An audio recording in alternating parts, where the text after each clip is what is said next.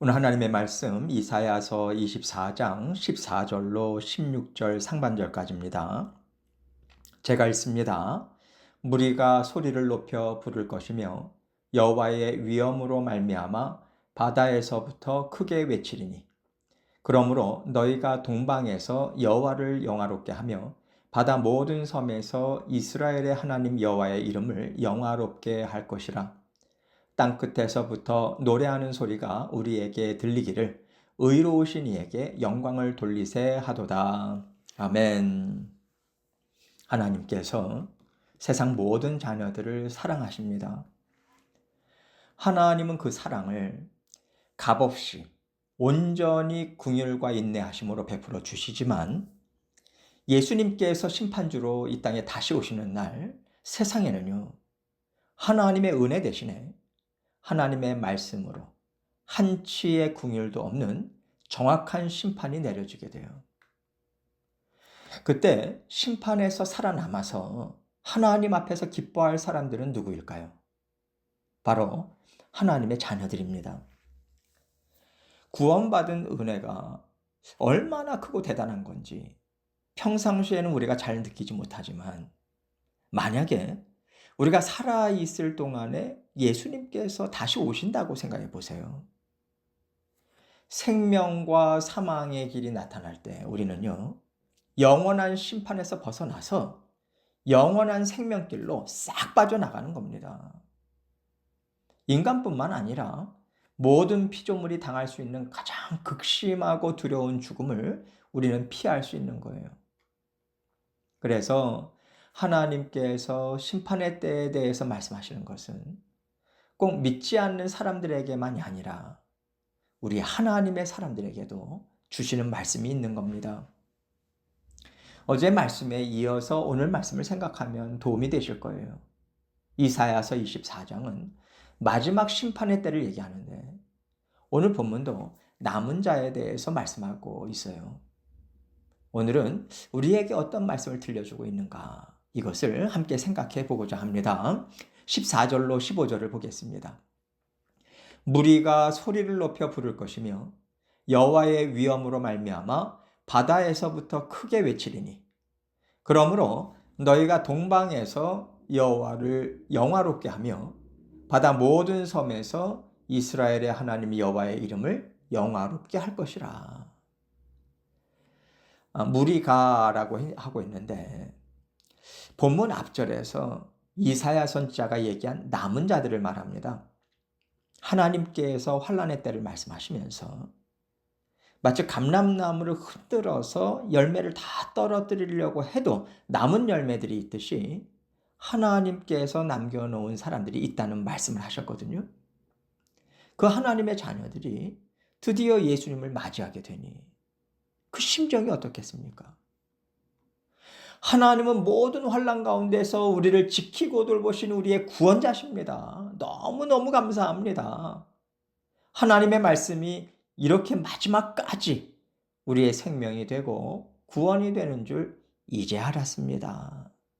정말 소리를 높여서요, 기쁨으로 환호하고 즐거이 노래하지 않겠어요? 하나님께서 하신 일이 얼마나 완전한지 눈으로 목도하면서 환난을 통과했을 때 예수님의 대속의 죽으심이 무엇인지를 제대로 깨달을 것 같습니다. 그때 진정한 구원의 감사와 감격과 기쁨이 터져 나오는 거죠. 그리고 이 감사와 감격의 찬양은요, 온 땅 가득 일어날 거예요. 온 땅에 구원의 복음을 전하게 하기 위해서 예수님께서 이 땅에 오셔서 제자들을 세우시고요, 그들에게 너희는 가서 제자를 삼아라 말씀하셨고, 제자들은요 죽기까지 순종했습니다. 그래서 예수님께서 이 땅에 다시 오실 때는 우리가 미처 생각하지 못했던 땅끝에서도 하나님을 기뻐하고 즐거워하는 사람들이 쏟아져 나올 거예요. 우리는 살면서 하나님의 말씀을 미워하고 짓밟는 사람들이 이 세상을 꽉 잡고 있는 것처럼 보이니까 영적으로 암흑기다. 누가 믿음을 지킬까? 한탄하고 근심하면서 근근히 살아갔지만 하나님께서 남은 자들을 불러 모으시면 하나님께서 온 세상을 구원하신 거 맞다. 이 탄성이 터져 나올 거예요. 온 땅 가득 하나님의 구원 역사가 뻗어 나갔다는 것을 모든 믿음의 성도들은 눈으로 목격하게 될 것입니다. 그리고 우리 주님이 승리하셨다. 하나님이 말씀하신 대로 하나님의 자녀들을 온 땅 가득하게 채우셨다. 이렇게 하나님께 영광을 올려드리게 될 텐데 이것을 14절은요. 여호와의 위엄으로 말미암아 바다에서부터 크게 외치리니 이렇게 표현하고 있습니다. 바다는요. 이스라엘을 기준으로 봤을 때 서쪽에 있는 지중해를 말해요. 다시 말해서 서쪽에 있는 모든 하나님의 자녀들이 세상의 악을 심판하시고 공의를 세우시는 여호와 하나님의 절대 주권, 영광스러운 위엄을 직접 보았기 때문에 하나님의 영광을 찬양하게 될 것이다. 이 얘기인 거죠. 또 15절에서는 동방에서도 여호와를 영화롭게 한다라고 말하고 있어요. 동쪽에 있는 모든 하나님의 자녀들 또한 그럴 거라고 얘기하는 거고요. 바다 모든 섬에서 이스라엘의 하나님 여호와의 이름을 영화롭게 할 것이라 이렇게 말씀하고 있습니다. 동쪽, 서쪽뿐만 아니라 땅끝에서도 모든 하나님의 자녀들이 하나님께 찬양과 영광을 올려드린다는 거죠. 그리고 이제 그 찬양의 내용이 무엇인지를 말해주고 있어요. 16절 상반절을 봅니다. 땅끝에서부터 노래하는 소리가 우리에게 들리기를 의로우신 이에게 영광을 돌리세 하도다. 주님께서 하시는 심판은요. 하나님께서 약속하신 말씀이 그대로 성취되는 거잖아요. 그러니 약속의 말씀을 믿고 기다렸던 하나님의 사람들이 무엇을 노래하겠습니까? 하나님의 의로우심이죠. 예수 그리스도의 십자가 보혈을 통해서 구원과 심판을 주신 하나님은 공의로우십니다. 이렇게 하나님의 의로우심을 찬양한다는 거예요. 여기에는요. 그래도 저는 구원받을 만했습니다. 라든가 이것은 옳지 않습니다. 어떻게 더 이상의 기회를 주지 않으시고 영원한 심판을 하실 수가 있습니까? 저희에게는 시간이 더 필요합니다. 이런 식으로 불평하는 사람이 하나도 없을 정도로 완전할 것을 하나님은 말씀하시는 거예요. 이 얘기는요. 하나님께서 온 인류에게 베풀어 주신 은혜와 인내와 긍휼은 흘러 넘쳤다는 거죠. 그렇다면 우리가 살고 있는 이 시간에 정말 풍성한 하나님의 은혜와 인내와 긍휼이 부어지고 있다. 이것을 우리는 생각해야 돼요. 예수님께서 오늘 당장 오셔도 우리는 할 말이 없는 겁니다. 그리고 하나님께서 약속하셨으니까요. 약속하신 말씀대로 하시는 것이기 때문에 예수님 왜 벌써 오셨어요? 제가 지금 전도하려고 얼마나 기도하고 있었는데요. 이 사람 구원해야 되는데 조금만 늦게 오시죠. 우리는 이런 말을 할 수가 없는 겁니다.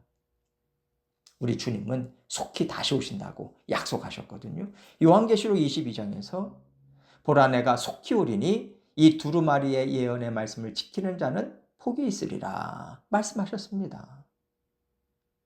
이 말씀은요. 구원의 복음을 전하는 일이든 하나님께서 말씀하신 것을 순종하는 일이든 하나님이 기뻐하시는 일을 뒤로 미루지 말라는 거예요. 너희에게 남은 시간이 없는 것처럼 살고 예수님이 부지불식간에 오시더라도 너희 마음에 애통함이 생기지 않도록 하나님께서 기뻐하시는 일은 속히 순종해라. 내일로 미루지 마라. 이런 뜻으로 말씀하신 겁니다. 초대교회 성도들은요. 예수님께서 속히 오신다는 말씀을 그대로 믿고 살았어요. 그들이 바보 같았던 게 아닙니다. 예수님이 2000년이 지나도 오시지 않는 걸로 봐서 그들이 말씀을 잘못 이해하고 어리석게 살았다고 생각할 것이 아니라는 거예요. 그들은 말씀 그대로를 믿음과 순종으로 살아낸 겁니다. 오히려 오늘을 살고 있는 우리가 말씀을 그대로 받지 않고 살고 있는 거죠. 언제 오시겠냐? 아직도 먼 얘기라고 생각하거나 아직은 오시면 안 돼요, 예수님. 그러면서 살잖아요. 이것은 예수님께서 내가 속히 오리라 말씀하신 것을 우리 마음대로 해석하고 영적으로 나태하고 게으르게 살고 있는 겁니다. 하나님의 말씀 그대로를 정말 믿고 의지하면서 산다면 우리는 오늘 해야 되는 일을 내일로 미루지 않을 거예요.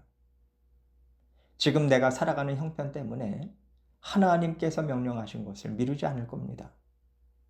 오늘 못하면 내일 하지 뭐. 다음 주에 순종하지 뭐. 이번 연도에 못했네. 내년에 하지 뭐. 자꾸 뒤로 미루는 것은 예수님께서 속히 오실 것을 믿지 않고 있다는 뜻이에요. 그러니 우리가 그렇게 생각하면서 오늘을 살아가고 있는 것이 하나님께 기쁨이 되겠습니까? 잠언 기자가 좀 더 자자, 좀 더 졸자, 손을 모으고 좀 더 누워있자 하지 마라. 그러면 너의 빈궁이 강도같이 오며 너의 곰핍이 군사같이 이르리라. 이렇게 말한 것처럼 하나님께서 우리에게 동일한 말씀을 주지 않으시겠습니까? 하나님께서 마지막 때를 믿음의 사람들에게 말씀하신 이유가 있어요.